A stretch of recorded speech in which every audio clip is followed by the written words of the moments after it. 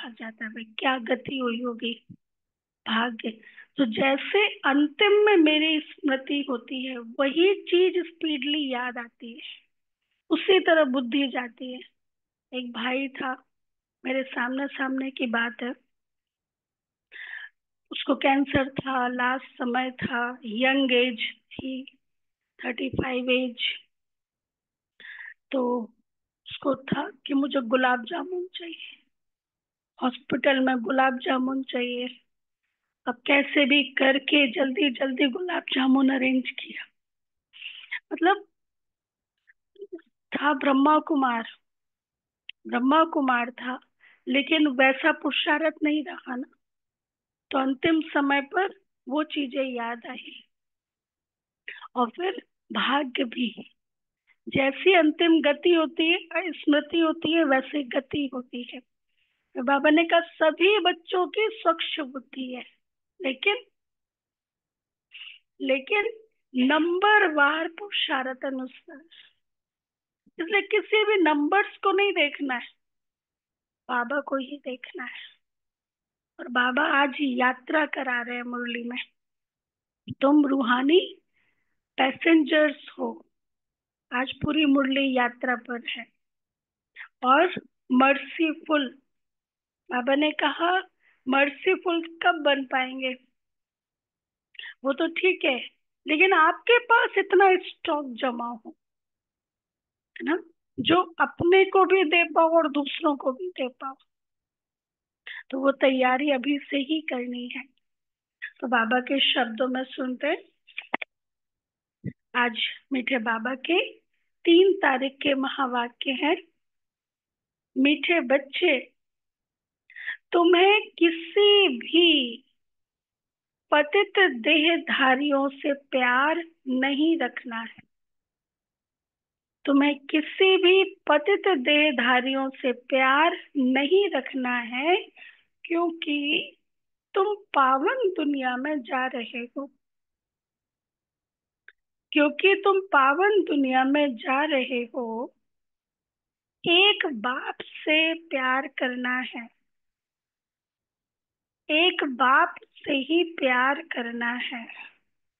प्रश्न है, तुम बच्चों को किस चीज से तंग नहीं होना है और क्यों? तंग नहीं होना है और क्यों?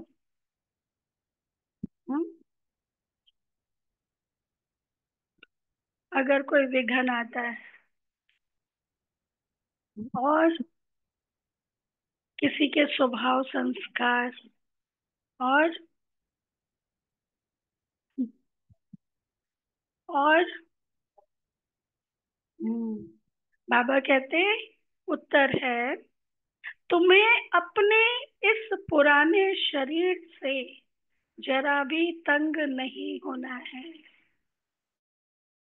ना, कैसा भी शरीर है तो पुरुषार्थ कर पा रहे हैं ना, इसलिए संभालना है। मोटर गाड़ी होती है, ध्यान रखते हैं ना उसके मेंटेनेंस का। तो बाबा कहते हैं शरीर का भी ध्यान रखना जरूरी है। तुम्हें अपने इस पुराने शरीर से जरा भी तंग नहीं होना है, क्योंकि यह शरीर बहुत बहुत वैल्यूबल है। क्योंकि यह शरीर बहुत बहुत वैल्यूबल है। आत्मा इस शरीर में बैठ आत्मा इस शरीर में बैठ बाप को याद करके बहुत बड़ी लॉटरी ले रही है। आत्मा इस शरीर में बैठ बाप को याद करके बहुत बड़ी लॉटरी ले रही है। बाप की याद में रहेंगे तो खुशी की खुराक मिलती रहेगी ना। बाबा की याद में रहेंगे तो खुशी की खुराक मिलती रहेगी। अच्छा, ओम शांति। मीठे मीठे रूहानी बच्चे, अब दूर देश के रहने वाले, फिर दूर दूर देश के पैसेंजर्स हो। हम आत्माएं हैं और अभी बहुत दूर देश जाने का पुरुषार्थ कर रहे हैं। यह सिर्फ तुम बच्चे ही जानते हो कि हम आत्माएं दूर देश की रहने वाली है ना। अब बस अब जाना है अपने घर। और दूर देश में रहने वाले बाप को भी बुलाते हैं कि आकर के हमको भी वहां दूर देश में ले जाओ। कौन सा गीत बना है इस पर? हाँ, ओ दूर के मुसाफिर हमको भी साथ ले ले रहे। हाँ, बाबा का ये गीत है ना, बाबा के समय का। हाँ, मुरली में आता है ना ये। हाँ, फिल्मी गाना है। तो बुलाते ना, वो दूर देश के मुसाफिर हमको भी साथ ले लो रे। अब दूर देश का रहने वाला बाप तुम बच्चों को वहां ले जाते हैं।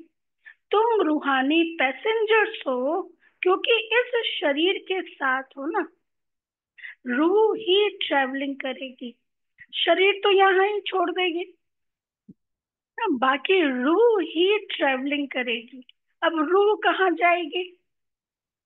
जिस दुनिया से आई है, रूह जाएगी अपनी रूहानी दुनिया में। यह तो है जिस्मानी दुनिया, वह है रूहानी दुनिया। बच्चों को बाप ने समझाया है, बच्चे अब घर वापस जाना है, जहां से पाठ बजाने यहाँ आए हैं। यह बहुत बड़ा मांडवा अथवा स्टेज है। स्टेज पर एक्ट करके पाठ बजाकर फिर सबको वापस जाना है। नाटक जब पूरा होगा तब तो जाएंगे ना। अभी तुम यहाँ बैठे हो, तुम्हारा बुद्धि योग कहाँ पर है? बैठे यहाँ है, जहाँ जाना होता है वहां बुद्धि लगती है ना। भाई अब नए मकान में जाना है, अब जो कुछ भी करना है नया, कुछ भी नए मकान में शुरू करेंगे। तो बाबा कहते तुम्हारा बुद्धि योग अब कहाँ है? घर में और राजधानी में ना। राजधानी जाना है वाया परम धाम। तो राजधानी व घर में, यह तो पक्का पक्का याद कर लो, क्योंकि यह तो गायन है। अंत मति सो गति। ये पॉइंट मुझे बहुत आज वो किया, अंत मति सो गति।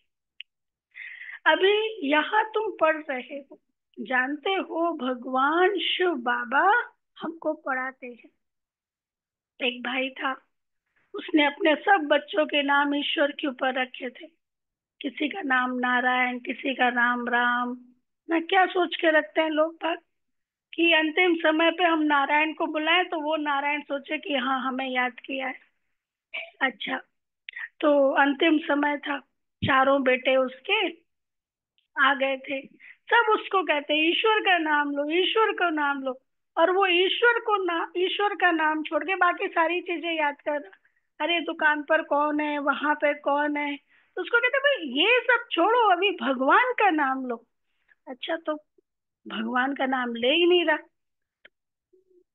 साइड में एक हल रखा था, हल खेती में यूज करते हैं। तो वो सीने पे रखा कि बोलेगा हल को हटाओ। तो हलधर नाम है ना श्री कृष्ण जी का। तो कहते ये लकड़ी क्यों मेरे सीने के ऊपर रख दी है? मतलब इतना जतन किया तो भी भगवान का नाम मुख से नहीं निकला, क्योंकि सारी उम्र नहीं किया था, तो अंत समय कैसे आएगा? इसलिए बाबा कहते अंत मति सो गति। और अंतिम मति किसके ऊपर बेस है? हमारे बहुत काल के पुरुषार्थ के ऊपर। इसलिए लास्ट में अव्यक्त मुरलियों का जब बाबा लास्ट कर रहे थे 2012 से, जहां तक मुझे याद है 2017 तक, हर मुरली में बाबा ने तीन बातें कही। मैक्सिमम ये बातें बाबा ने कही थी। बहुत काल, याद आया? बहुत काल का पुरुषार्थ चाहिए, एवर रेडी चाहिए। और और हाँ, हम वाह वाह भी कराते थे। लेकिन ये बहुत काल का पुरुषार्थ चाहिए, बहुत काल का जमा चाहिए, और एवर रेडी स्थिति चाहिए। ये बाबा तीन बातें जरूर बोलते थे, मतलब मैक्सिमम। तो ये, तो बाबा कहते या तो पक्का पक्का याद कर लो, क्योंकि यह तो गायन है, अंतमति सो गति। अभी यहाँ तुम पढ़ रहे हो, जानते हो भगवान, भगवान शिव बाबा हमको पढ़ाते हैं। सोच के देखो एक बार, ऑल माइटी अथॉरिटी ना, सुप्रीम टीचर को आना पड़ा हमें सुधारने के लिए, तो भगवान आके पढ़ाते हैं। भगवान तो सिवाय इस पुरुषोत्तम संगम के कभी पढ़ाएंगे नहीं। 5,500 वर्ष में निराकार भगवान एक ही बार आकर पढ़ाते हैं, और किसी भी युग में नहीं आते, इसी समय आकर के पढ़ाते हैं। या तो तुमको पक्का निश्चय है, पढ़ाई भी कितनी सहज है, अब घर जाना है, उस घर से तो सारी दुनिया का प्यार है। मुक्ति धाम में जाना तो सब चाहते हैं, परंतु उसका अर्थ नहीं समझते। वो सोचते हैं हम उस ब्रह्मांड में विलीन हो जाएंगे, है ना, आत्मा उसमें विलीन हो गई, परंतु अर्थ नहीं समझते। मनुष्यों की बुद्धि इस समय कैसी है, और तुम्हारी बुद्धि अभी कैसी बनी है। हाँ, देखते हैं ना चारों तरफ उनकी बुद्धि कैसी है, जैसे और अभी 100 साल जीना है, विस्तार वाली, और हमारी बुद्धि समेटने वाली। मतलब इतना जो चलता रहे स्मूथली, ज्यादा बाबा कहते हैं नहीं जाते, ज्यादा विस्तार में नहीं जाते, बैलेंस रखते हैं। हमारी बुद्धि ये है अभी। तो बाबा कहते हैं तुम्हारी है स्वच्छ बुद्धि, वो भी नंबर बार पुरुषार्थ अनुसार। मतलब सबकी स्वच्छ बुद्धि है, वो भी नंबर वार पुरुषार्थ अनुसार।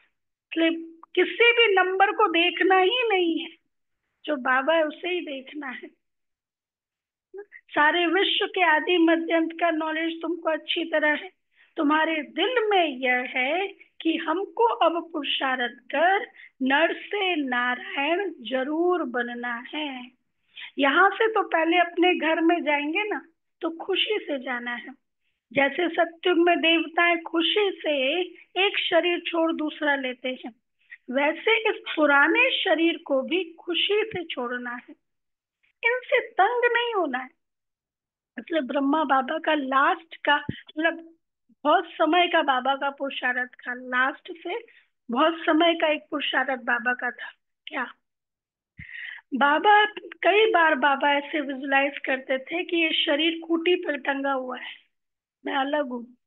कई बार शरीर छोड़ते हुए बाबा अभ्यास करते थे, ये शरीर छूट गया, शरीर खूंटी पर टंगा हुआ है, ऊपर है, मैं आत्मा अलग हूँ, या मैं आत्मा ऊपर हूँ, ये शरीर पड़ा हुआ है, ऐसे लोथ पड़ा हुआ है।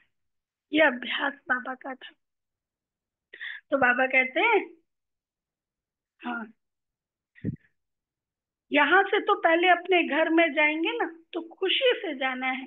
जैसे सत्युग में देवताएं खुशी से एक शरीर छोड़ दूसरा लेते हैं, वैसे इस पुराने शरीर को भी खुशी से छोड़ना। वो कब होगा? पुराने शरीर को खुशी से कब छोड़ पाएंगे? जब पहले से कपड़ा लूज किया होगा, अशरीरी स्थिति का अभ्यास किया होगा, तब खुशी से छोड़ पाएंगे ना। टाइट है तो टाइट करने, टाइट है कपड़ा एकदम, तो कैसे छूटेगा? खुशी नहीं होगी, दर्द होगा। ये भी पकड़ा हुआ, ये भी पकड़ा, तो वो छोड़ने में दर्द होगा। लेकिन पहले से ही लूज किया हुआ है, छोड़ा हुआ है, तो खुशी होगी। तो खुशी से छोड़ना है, इनसे तंग नहीं होना है, क्योंकि ये बहुत वैल्यूबल शरीर है। इस शरीर द्वारा ही आत्मा को बाप से लॉटरी मिलती है। हम जब तक पवित्र नहीं बने हैं तो घर जा नहीं सकेंगे। बाप को याद करते रहेंगे तभी उस योग बल से पापों का बोझा उतरेगा, नहीं तो बहुत सजा खानी पड़ेगी। पवित्र तो जरूर बनना है। लौकिक संबंध में भी बच्चे कोई गंदा पतित काम करते हैं, तो बाप गुस्से में आकर क्या करते हैं? बाबा कहते हैं लौकिक संबंध में भी बच्चे यदि कोई गंदा पतित काम करते हैं, तो बाप गुस्से में आकर लाठी से भी मार देते हैं। क्योंकि बेकायदे पतित बनते हैं, किसके साथ भी बेकायदे प्यार रखते हैं तो भी माँ बाप को अच्छा नहीं लगता है। तो बाबा हमें क्या सिखाना चाह रहे हैं ना? यह फिर बेहद का बाप कहते हैं, तुम बच्चों को यहाँ तो रहना नहीं है, तुमको तो जाना है, सत्युग जाना है, वाया परम धाम, यहाँ तो रहना नहीं है। अभी तुमको जाना है नई दुनिया में, वहां विकारी पतित कोई होता नहीं। जिस रास्ते पर जाना ही नहीं उसका पता क्यों पूछे? मतलब उन बातों की इंफॉर्मेशन क्यों ले? हमें रहना ही नहीं है इस दुनिया में, इस दुनिया की दुनिया, पतित दुनिया में ना। वहां एक ही पतित पावन बाप आकर ऐसा पावन तुमको बनाते हैं। बाप खुद कहते हैं हमारा दिव्य जन्म और अलौकिक है, और कोई भी आत्मा मेरे समान शरीर में प्रवेश नहीं कर सकती। भल धर्म स्थापक जो आते हैं उनकी आत्मा भी प्रवेश करती है, परंतु वह बात ही अलग है। हम तो आते ही हैं सबको वापस ले जाने के लिए, और जो धर्म स्थापक आते हैं वो वापस ले जाने के लिए नहीं आते। बाबा आता है सबको अपने साथ वापस ले जाने के लिए। अब चलो घर, वह तो ऊपर से उतरते हैं नीचे अपना पाठ बजाने, हम तो सबको ले जाते हैं, फिर बतलाते हैं कि तुम कैसे पहले पहले नई दुनिया में उतरेंगे। उस नई दुनिया सत्युग में बगुला कोई भी होता नहीं, मतलब गंध फैलाने वाला कोई नहीं होता। बाप तो आते ही है बगुलों के बीच में, फिर तुमको हंस बनाते हैं। तुम अब हंस बने हो, मोती ही चुगते हो, है ना। बगुलों के बीच में आते हैं, हंस बनाते हैं। हंस मतलब एक शब्द में डिफाइन करें तो हंस मतलब प्योरिटी, पवित्र और पवित्र, सफाई, सच्चाई, सफाई। निर्शील। हंस मतलब मोती चुन के खाना। हम्म, मोती, मोती चुनना। मोती चुगने। हंस जी। मतलब स्वच्छ बुद्धि। हाँ जी। हंस मतलब स्वच्छ बुद्धि। इसकी जैसी बुद्धि है उसके वैसे संस्कार है, और जिसके जैसे संस्कार है वैसे थॉट्स है। संस्कारों के अनुसार थॉट्स आते हैं ना, और जिसके जैसे थॉट्स रिपीट होते हैं वैसे संस्कार बनते हैं ना। तो बुद्धि जजमेंट करती है, उस आधार पर संस्कार होते हैं। तो हंस मतलब स्वच्छ बुद्धि। तो बाबा कहते हैं अभी तुमको हंस बनाते हैं, देवताओं को हंस, असुरों को बगुला कहेंगे। अभी तुम खिचड़ा छुड़ाए मोती चुगाते हो, तुमको ही क्या कहते हैं बताओ। अब देखो बाबा बच्चों की महिमा कर रहे हैं। तुमको ही पद्मा पदम भाग्यशाली कहते हैं, तुम्हारे पैर में छापा लगता है पद्मों का। वो देवी देवताओं के नहीं पैरों में और हाथों में रेड रेड कर देते हैं छापा। क्या लगाते हैं? आता, हाँ, आलता। हम्म। तो बाबा कहते हैं तुम्हारे पैर में छापा लगता है पद्मों का। शिव बाबा को तो पाँव है नहीं जो पद्म हो सके, वह तो तुमको पद्मा पदम भाग्यशाली बनाते हैं। बाप कहते हैं मैं तुमको विश्व का मालिक बनाने आया हूँ। क्या बनाने आया है? विश्व का मालिक। यह सब बातें अच्छी रीति समझने की हैं। मनुष्य यह तो समझते हैं ना स्वर्ग था, परंतु कब था फिर कैसे होगा यह पता नहीं है। तुम बच्चे अभी रोशनी में आए हो, वह सब है अंधियारे में। यह लक्ष्मी नारायण विश्व के मालिक कब कैसे बने यह पता ही नहीं है। 5000 वर्ष की बात है, बाप बैठकर समझाते हैं। जैसे तुम आते हो पाठ बजाने वैसे मैं भी आता हूँ, परंतु मैं आता हूँ पर काया प्रवेश करता हूँ ना। तुम निमंत्रण देकर बुलाते हो बाबा को, हे बाबा हम पतितों को आकर पावन बनाओ, और किसको भी ऐसे कभी नहीं कहेंगे। अपने धर्म स्थापक को भी ऐसे नहीं कहेंगे कि आकर सबको पावन बनाओ। क्राइस्ट अथवा बुद्ध को थोड़े ही पतित पावन कहेंगे। गुरु वह जो सतगति करे, गुरु वह जो सदगति करे। तो कौन करता है सदगति? शिव बाबा ना। उनके मतलब सभी की, जितने भी धर्म स्थापक हैं और फॉलोअर्स हैं, सबकी सदगति शिव बाबा ही करता है ना। तो बाबा कहते हैं गुरु वह जो सदगति करे, वह तो आते हैं, उनके पिछाड़ी सबको नीचे उतरना है। यहाँ से वापस जाने का रास्ता बतलाने वाला, सर्व का सदगति करने वाला अकाल मूर्त एक ही बाप है। अब मूर्त मतलब क्या? मूर्त मतलब आधार। तब यहाँ तो बाबा ने कहा अकाल मूर्त एक ही बाप है।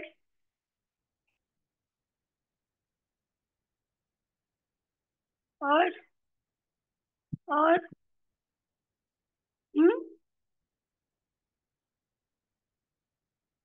एक ही। अब सुनो बाबा का कितना बढ़िया बाबा ने डिटेल किया इसके ऊपर। वास्तव में सदगुरु अक्षर ही राइट है। तुम सबसे राइट अक्षर तुम सबसे राइट अक्षर फिर भी सिख लोग बोलते हैं, बड़ी बड़ी आवाज से कहते हैं सतगुरु अकाल। बड़ी जोर से धुन लगाते हैं, सतगुरु अकाल मूरत कहते हैं। अच्छा, अब मूरत ही नहीं हो तो वह फिर सतगुरु कैसे बनेंगे? मतलब शरीर तो चाहिए ना ज्ञान देने के लिए, ऊपर से थोड़े ना ज्ञान देंगे ना। तो मूरत ही नहीं हो तो फिर वो सतगुरु कैसे बनेंगे? सदगति कैसे देंगे? वह सतगुरु स्वयं ही आकर अपना परिचय देते हैं और विधि बताते हैं, मंत्र देते हैं। गुरु के काम क्या होता है? गुरु गद्दी, गुरु प्रसाद, गुरु मंत्र, गुरु दक्षिणा, गुरु अमृत ना, गुरु कृपा, गुरु आशीर्वाद, कितनी सारी चीजें गुरु करता, ऊपर बैठ के करेगा ये सब चीज, है ना। फिर गुरु परीक्षा भी लेता है ना, गुरु परीक्षा भी लेता है। तो बाबा जब आधार लेते हैं तब ये टीचिंग देते हैं। अच्छा, मैं तुम्हारे मिसल जन्म में ही लेता हूँ और तो सब शरीरधारी बैठ सुनाते हैं, तुमको अशरीरी रूहानी बाप बैठ समझाते हैं। रात दिन का फर्क है। इस समय मनुष्य जो कुछ करते हैं वह रॉन्ग ही करते हैं। क्यों? क्योंकि शुरुआत ही गलत है। दो कारणों से रॉन्ग करते हैं। क्यों? क्योंकि देह भान के वशीभूत है, और दूसरा सुनो, क्योंकि रावण की मत पर है ना। किसके डायरेक्शन में? रावण की मत ना, देहधारियों की मत, विकारों की मत ना। तो ये रावण की मत पर है ना। हर एक में 5 विकार है। हम किससे राय ले रहे हैं? पहली बात देखिए, हम किससे राय ले रहे हैं? जो खुद भूतों में घिरा हुआ है उससे हम, हाँ, भूत भगाने की राय लेंगे तो वो क्या राय देगा? जो खुद अंधकार में, क्या वो हमें प्रकाश का रास्ता बता सकता है? प्रकाश का रास्ता कौन बता सकता है? जो खुद प्रकाश में है। तो बाबा कहते हैं हमें कौन मिला राय देने के लिए? जो खुद प्रकाश में है, हम उसके डायरेक्शन पर है। तो इसलिए हमारी सच्ची सच्ची सदगति हो रही है। तो बाबा कहते हैं हम्म हर एक में 5 विकार है। अभी रावण राज्य है, यह बातें डिटेल में बाप बैठ समझाते हैं। नहीं तो सारी दुनिया के चक्र का मालूम कैसे पड़े? यह चक्र कैसे फिरता है मालूम पड़ना चाहिए ना। अभी बाबा डिटेल में बताते हैं। यह भी तुम नहीं कहते हो कि बाबा समझाओ, आप ही बाप समझाते रहते हैं। तुमको एक भी प्रश्न पूछने का नहीं रहता। भगवान तो बाप है, बाप का काम है सब कुछ आप ही सुनाना, आप ही सब कुछ करना।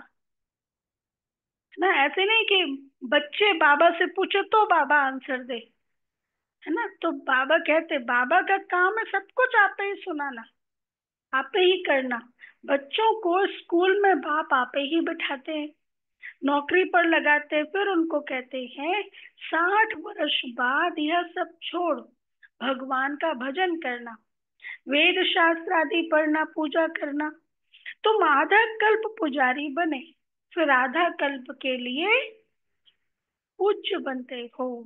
पवित्र कैसे बनो, उसके लिए कितना सहज समझाया जाता है। कितनी सहज विधि बाबा ने बताई, पवित्र कैसे बनो। ना बैठे बैठे बाबा को याद करो, पतित पावन बाप को याद करो, फिर भक्ति बिल्कुल छूट जाती है। वह सब भक्ति कर रहे हैं, तुम ज्ञान ले रहे हो। वह वह रात में है, तुम दिन में जाते हो, अर्थात स्वर्ग में। गीता में लिखा हुआ है मन मना भव, यह अक्षर तो मशहूर है, गीता पढ़ने वाले समझ सकते हैं, बहुत सहज लिखा हुआ है। सारी आयु गीता पढ़ते आए, कुछ भी नहीं समझते, अब वही गीता का भगवान बैठ समझाते हैं, तो पतित से पावन बन जाते हैं। अभी हम भगवान से गीता सुनते, फिर औरों को सुनाते, पावन बनते। बाप के महावाक्य है ना, यह है वही सहज राजयोग। मनुष्य इस समय कितनी अंधश्रद्धा में डूबे हुए हैं ना, अंधश्रद्धा, अंध भक्ति डूबे हुए। तुम्हारी तो बात ही नहीं सुनते। ड्रामा ड्रामा अनुसार उन्हों की भी जब तकदीर खुले, तभी आ सके तुम्हारे पास। ये भी बाबा कहते हैं उनकी जब तकदीर होगी तो, लेकिन हमारा फर्ज है उनको भू भू करते रहना। क्या पता इस समय की तकदीर खुलने वाली हो ना। अच्छा, तुम्हारी जैसी तकदीर और किसी की हो सकती है? हम्म, बताओ ऑनलाइन में। हमारे जैसी तकदीर और किसी की हो सकती है? किसी की भी नहीं, और कोई धर्म वालों की नहीं होती है। बाप ने समझाया है, यह तुम्हारा देवी देवता धर्म बहुत सुख देने वाला है। तुम भी समझते हो बाप ठीक कहते हैं। शास्त्रों में तो वहां भी कंस रावण आदि बैठ दिखाए हैं, वहां के सुख का तो कोई को पता ही नहीं है। बस देवताओं को पूजते हैं, परंतु बुद्धि में कुछ नहीं बैठता। शास्त्रों में ऐसे बताया। अब बाप कहते हैं, बच्चे मुझे याद करते हो? बाबा पूछ रहे, मुझे याद करते हो राज भाई? करते हो? अच्छा, कितना समय याद करते हो? कितनी देर याद करते हो? कितना जमा करना है? 3 काम करने हैं, स्थापना, पालना, विनाश। याद में हम 3 काम करते हैं, स्थापना, पालना, विनाश। और कितने समय के लिए पालना करते हैं, मतलब स्टॉक जमा करते हैं? 2500 साल के लिए। तो बाबा कहते हैं, तुम भी समझते हो बाप ठीक कहते हैं।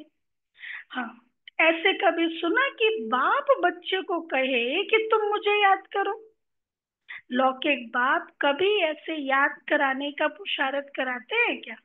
या बेहद का बाप बैठ समझाते हैं, तुम सारे विश्व के आदि मध्य अंत को जानकर चक्रवर्ती राजा बन जाएंगे, मतलब ज्ञानी तू आत्मा, नॉलेजफुल बन जाएंगे। पहले तुम जाएंगे घर, फिर आना है पाठधारी बनकर। अभी किसको भी पता नहीं पड़ेगा कि यह नई आत्मा है या पुरानी आत्मा है। नई आत्मा जो होगी ना, उसका नामाचार जरूर होता है। नई आत्मा जो होगी, क्योंकि डायरेक्ट परम धाम से आई है, तो नामाचार जरूर होता है। अभी तो देखो कोई कोई का कितना नामाचार होता है, सिद्धि है पवित्रता की। मनुष्य ढेर आ जाते हैं, बैठे बैठे अनायास ही आ जाते हैं, तो वह प्रभाव पड़ता है। बाबा भी इसमें अनायास ही आते हैं, शिव बाबा भी ब्रह्मा तन में अनायास ही आते हैं, वह प्रभाव पड़ता है। वह भी नई आत्मा आती है तो पुरानों पर प्रभाव होता है। टाल टालियां निकलती जाती हैं तो उनकी महिमा होती है। डायरेक्ट परम धाम से जो आएगा तो महिमा, क्योंकि पवित्र आत्मा की महिमा होती है। किसको पता नहीं रहता है कि इनका नामाचार क्यों इतना हो रहा है। बाबा राज बताते हैं, नई आत्मा होने से उनमें फिर कशिश होती है। अभी तो देखो कितने ढेर झूठे भगवान बन गए हैं, इसलिए गायन है, सच की बेड़ी हिलती डुलती है लेकिन डूबती नहीं है। तूफान बहुत आते हैं, क्योंकि भगवान खिवैया है ना, इसलिए डूब नहीं सकती। बच्चे भी हिलते हैं, नाव को तूफान बहुत लगते हैं। और सत्संगों में तो ढेर जाते हैं, परंतु वहां कभी तूफान आदि की बात नहीं होती। यहाँ अबलाओं पर कितने अत्याचार होते हैं, परंतु फिर भी स्थापना तो होनी ही है। बाप बैठ समझाते हैं, आत्माएं तुम कितनी जंगली कांटे बन पड़ो, दूसरों को कांटा लगाते हो तो तुमको भी कांटा लगता है। रिस्पॉन्ड तो हर बात का मिलता है, वहां दुख की छीछी बातें कोई होती नहीं, इसलिए उनको कहा ही जाता है स्वर्ग। मनुष्य स्वर्ग और नर्क कहते हैं, परंतु समझते नहीं है। कहते फलाना स्वर्ग गया, यह कहना भी वास्तव में रॉन्ग है। कहते ना फलाना स्वर्ग गया, पापा कहते ये कहना भी रॉन्ग है। रॉन्ग है तो क्या कहे फिर, नरक गया। हाँ, हाँ? अभी कोई शरीर छोड़े तो क्या कहे, नरक में ही गया। जहाँ गया वहीं पे ही है ना, तो नरक ही तो है ना एक तरीके से ये। तो ये तो कहेंगे ही नहीं कि वो स्वर्ग गया। हाँ? तो बाबा कहते हैं निराकारी दुनिया को कोई हेवन नहीं कहा जाता है, वह है मुक्ति धाम। यह फिर कहते हैं स्वर्ग में गया। बाबा कहते कोई परम धाम को स्वर्ग थोड़ी ना कहेंगे, वो तो मुक्ति धाम है। स्वर्ग तो यही होता है, यही कलयुग की दुनिया सत्युग की दुनिया बनती है। अभी तुम जानते हो, यह मुक्ति धाम आत्माओं का घर है। जैसे यहाँ घर होते हैं, भक्ति मार्ग में जो बहुत धनवान होते हैं तो कितने ऊंचे मंदिर बनाते हैं। शिव का मंदिर देखो कैसे बनाया हुआ है, लक्ष्मी नारायण का भी मंदिर बनाते हैं। तो सच्चे जेवर आदि कितने होते हैं, बहुत धन रहता है। अभी तो बहुत झूठ हो गया है, मतलब जेवर बाबा कहते हैं कितना झूठ मिलावट होती जाती है। तुम भी आगे कितने सच्चे जेवर पहनते थे, अभी तो गवर्नमेंट के डर से सच्चा छिपाए झूठ पहनते रहते हैं। वहां तो है सच ही सच, झूठा कुछ भी नहीं होता। यहाँ सच्चा होते भी छिपाकर रख देते हैं। दिन प्रतिदिन सोना महंगा होता रहता है। वहां तो है ही स्वर्ग की दुनिया, स्वर्ग लोक। तुमको सब कुछ नया मिलेगा, सत्युग में सब कुछ नया मिलेगा। शरीर भी नया, प्रकृति नई, सब कुछ नया मिलेगा। नई दुनिया में सब कुछ नया। अकी चार धन था, अभी तो देखो हर एक चीज कितनी महंगी हो गई है। अभी तुम बच्चों को मूल वतन से लेकर सब राज समझाया है। मूल वतन का राज बाप बिगर कौन समझाएंगे। तुमको भी फिर टीचर बनना है, गृहस्थ व्यवहार में भी भल रहो, कमल फूल समान पवित्र रहो। औरों को भी आप समान बनाएंगे तो बहुत ऊंच पद पा सकते हो। यहाँ रहने वालों से भी वह ऊंच पद पा सकते हैं, जो औरों को आप समान बनाते हैं, सेवा करते हैं। तो बाबा कहते हैं सेंटर पर रहने वालों से भी घर वाले ऊंच पद पा सकते हैं। मुख्य क्या है, पुरुषार्थ। जैसा जैसा पुरुषार्थ वैसा भाग्य। नंबरवार तो है ही, बाहर में रहते हुए भी विजय माला में पिरो सकते हैं। हफ्ते का कोर्स ले फिर भल विलायत में जाए, वह कहाँ भी जाए, सारी दुनिया को भी मैसेज मिलना है। अभी तो मिल गया, अभी तो ऐसा कोई नहीं होगा जो ब्रह्मा कुमारी इसको ना जानता हो। यदि नहीं जानता तो मतलब जनरल नॉलेज बहुत पुअर है उसकी, है ना। अभी तो सभी जानते हैं, ऐसा कोई नहीं। अभी तो सिलेबस में आ गया, सीबीएसई की 7th क्लास में इंग्लिश की बुक में आ गया ब्रह्मा कुमारी, है ना। ब्रह्मा बाबा की जीवनी आ गई है, और भी कई हैं, जीके में पढ़ाया जाता है ऐसे, कब स्थापन हुआ ऐसे। तो बाबा कहते हैं हम्म, सारी दुनिया को भी मैसेज मिलना है। बाप आए हैं, सिर्फ कहते हैं मामेकम याद कर। वह बाप ही लिबरेटर है, गाइड है। वहां तुम जाएंगे तो अखबार में भी बहुत नाम हो जाएगा, दूसरों को भी यह बहुत सहज बात लगेगी। आत्मा और शरीर दो चीजें हैं। आत्मा में ही मन बुद्धि है, शरीर तो जड़ है। पाठधारी आत्मा बनती है, पाठधारी आत्मा बनती है। खूबी वाली चीज आत्मा में है, मतलब गुण अवगुण संस्कार सब आत्मा में है। तो अब बाप को याद करना है। यहाँ रहने वाले इतना याद नहीं करते हैं जितना बाहर वाले करते हैं। क्या कह रहे हैं बाबा? जो बहुत याद करते हैं और आप समान बनाते रहते हैं, कांटों को फूल बनाते रहते हैं, वह ऊंच पद पाते हैं। आज ऊंच पद का आधार ना, अलग अलग मुरली में अलग अलग बाबा कहते हैं ना, आज बताया ऊंच पद का आधार याद, कांटों को फूल बनाना, आप समान बनाना। आप समान बनाना मतलब अपने जैसा सेवाधारी दूसरों को भी बनाना, ऐसे। तो वह ऊंच पद पाते हैं। तुम समझते हो पहले हम भी काटे थे, अब बाप ने ऑर्डिनेंस निकाला है। बच्चे, काम महाशत्रु है, इन पर जीत पाने से तुम जगत जीत बन जाएंगे। कल भी मुरली में ये था, है ना, लास्ट में ही था, काम जीते जगत जीत। परंतु लिखत से कोई समझते थोड़े ही है, अभी बाप ने समझाया है। अच्छा, मीठे मीठे सिक्की लदे बच्चों प्रति मात पिता बाप दादा का याद प्यार और गुड मॉर्निंग।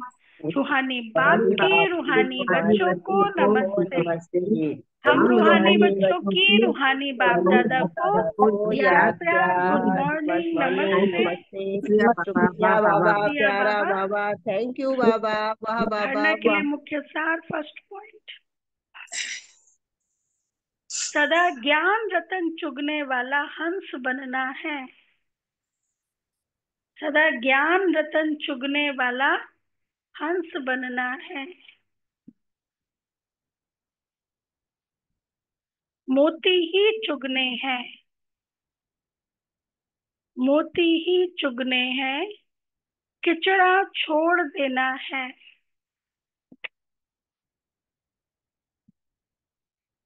हर कदम में,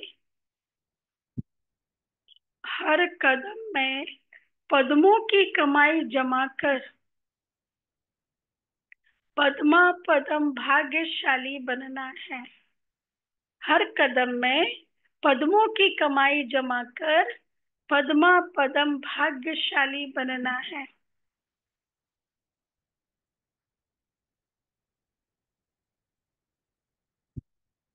सेकंड पॉइंट, ऊंच पद पाने के लिए, ऊंच पद पाने के लिए टीचर बनकर बहुतों की सेवा करनी है। ऊंच पद पाने के लिए टीचर बनकर बहुतों की सेवा करनी है। कमल फूल समान पवित्र रह, आप समान बनाना है ना, यही लास्ट का पॉइंट था ना। ऊंच पद पाने के लिए टीचर बनकर बहुतों की सेवा करनी है। कमल फूल समान पवित्र रह, आप समान बनाना है। कांटों को फूल बनाना है। कितने कांटों को हम फूल बना सकते हैं? बहुत चांस है, कांटों को फूल बनाना है। अच्छा, वरदान है, वरदान, तेरे मेरे की हलचल को समाप्त कर रहम की भावना इमर्ज करने वाले मर्सीफुल भव।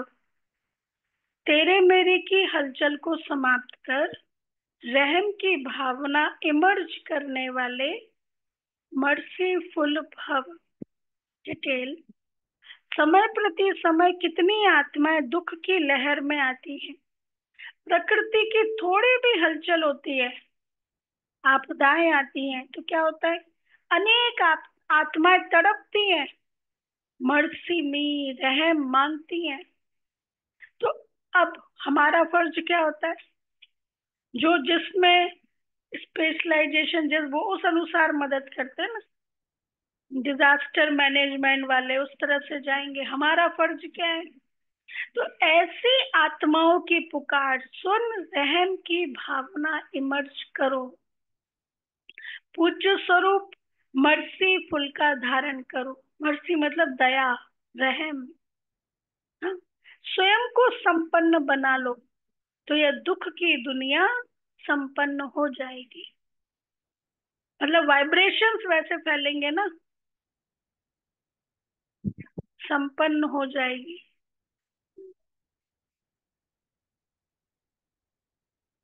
खत्म हो जाएगी, खत्म हो जाएगी। मैं संपन्न हुआ, काम संपन्न हुआ, ये भी कहते हैं ना। तो बाबा कहते हैं स्वयं को संपन्न बनाओ। यहाँ स्वयं को संपन्न बनाना मतलब संपूर्ण, परफेक्ट। स्वयं को संपन्न बना लो तो ये दुख की दुनिया संपन्न हो जाए। अभी परिवर्तन के शुभ भावना की लहर तीव्र गति से फैलाओ तो तेरे मेरे की हलचल समाप्त हो जाएगी। अभी परिवर्तन के शुभ भावना की लहर तीव्र गति से फैलाओ तो ये मेरा, ये तेरा, मैं बड़ा, ये छोटा, जब शुभ भावना हरेक के लिए हो ना, तो ये हलचल समाप्त हो जाएगी। तेरा मेरा की हरेक के लिए शुभ भावना। और शुभ भावना कौन रख सकता है हरेक के लिए, जिसकी विशाल बुद्धि है, विशाल दिल है, जिसको लाइन छोटा करना नहीं आता, मतलब दूसरे की लाइन को काटना नहीं आता, खुद की लाइन को बड़ा करना आता है। तो दूसरे की लाइन, आप अपनी लाइन बड़ी करते जाओ तो आप बड़े होंगे ना, वो भी बढ़ता जाएगा, आप बड़े बड़े करते जाओ। मैनेजमेंट में यही सिखाते हैं ना कि एक होता है किसी, मुझे अपनी लाइन बड़ी करनी है, मतलब मुझे अपने आप को बड़ा दिखाना है, तो दूसरे को छोटा करो। बाबा ने क्या सिखाया है, आप अपने आप को बड़ा बनाते जाओ तो उसकी लाइन छोटी होगी, वो भी आगे बढ़ेगा, आप बड़े बनोगे तो वो भी। तो यही तो प्रोग्रेस है। तो ये कौन कर सकते हैं, जिनकी विशाल बुद्धि है, बड़ी बुद्धि है, बड़े दिल वाले हैं, वही दूसरों के लिए, हरेक के लिए शुभ भावना, शुभकामना रख। तो बाबा यही कहते हैं। अच्छा, स्लोगन है,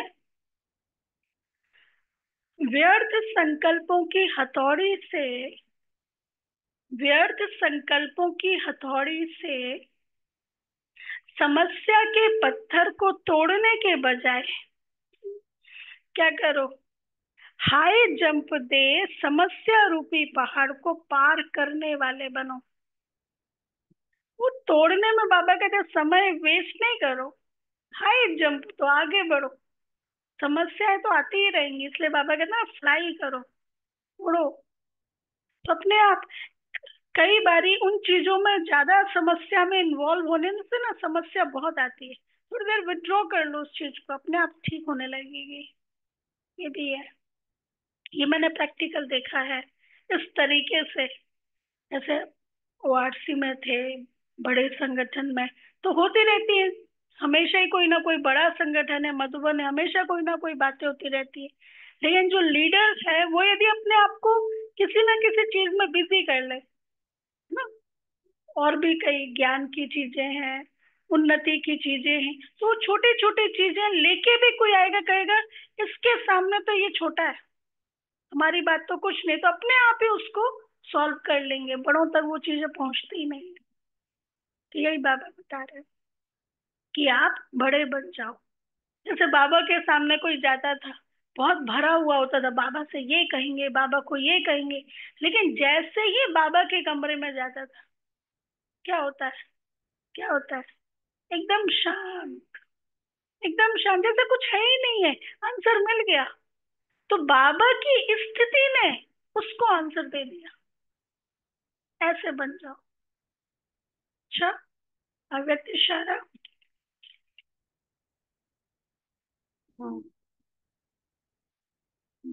आप दाता के बच्चे मास्टर दाता हो। दाता अर्थात संपन्न। दाता अर्थात संपन्न। जो संपन्न है वही दे सकता है ना। ऐसी संपन्न आत्मा सदा इच्छा मात्रम अविद्या की स्थिति में रहती है। उन्हें ना सूक्ष्म लेने की इच्छा, ना स्थूल लेने की इच्छा, कोई अप्राप्ति अनुभव नहीं होती जिसे लेने की इच्छा हो। वे सर्व प्राप्ति संपन्न होते हैं। प्राप्ति संपन्न ही औरों को प्राप्ति करा सकते हैं। जिसने खुद प्राप्त किया होगा, खुद भरपूर है, वही दूसरों को करा सकता है ना। जो खुद एक्सपेक्टेशन दूसरों से रख रहे हैं, आप मेरे से शांति से व्यवहार करो, आप मेरे से प्यार से व्यवहार करो, आप मुझे रिस्पेक्ट दो, जो खुद दूसरों से एक्सपेक्टेशन रखते हैं, मतलब वो खुद बैगर है। और जिससे एक्सपेक्टेशन रख रहे हैं वो तो खुद बैगर है। तो क्या बैगर बैगर को दे सकता है? नहीं। जिससे एक्सपेक्टेशन रख रहे हैं, क्या उससे हमेशा मिल सकता है? चलो थोड़ी देर के लिए मिल जाए, हमेशा तो नहीं मिल सकता ना। तो पापा यहाँ कहते हैं देने वाला सीखो। अभी वो संस्कार हमें देना है, देना है ना, जो बाबा से भरपूर होके फिर देना है। तो इच्छा मात्र में विद्या कौन हो सकते? जो अंदर से संपन्न है। और संपन्न कौन हो सकते? जो जिनका दाता का स्वरूप है। अच्छा, ओम शांति।